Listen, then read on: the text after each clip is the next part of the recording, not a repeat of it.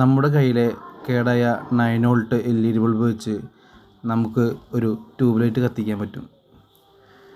ഒരു അടിച്ചു പോയ പഴയ ട്യൂബ് ലൈറ്റ്, അതിൻ്റെ ബോർഡ് അടിച്ചു പോയത്, സ്ട്രിപ്പിന് കുഴപ്പമൊന്നും ഉണ്ടാവില്ല. അത് നമ്മുടെ തന്നെ ബോർഡ് അഴിച്ച് മാറ്റി കളയണം.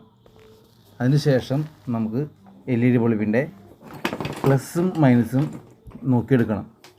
അത് പ്ലസ്സും മൈനസും കറക്റ്റായിട്ട് അതിലേക്ക് ജോയിൻ്റ് ചെയ്ത ശേഷം വെച്ച് നോക്കാം.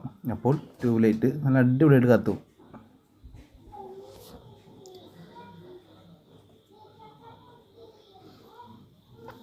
ഇതുപോലെ നല്ല ബ്രൈറ്റിൽ 9 വോൾട്ട് വരുള്ളൂ. അതിനുള്ളിൽ നിന്ന് അത് ലൈറ്റേ ഉണ്ടാവുള്ളൂ. അതിനുശേഷം നമുക്ക് ആ ട്യൂബ് ലൈറ്റിൻ്റെ പ്ലസ്സും മൈനസും LED ബോർഡിലേക്ക് അതിൻ്റെ പ്ലസ് മൈനസായിട്ട് സോൾഡ് ചെയ്ത് പിടിപ്പിക്കാം.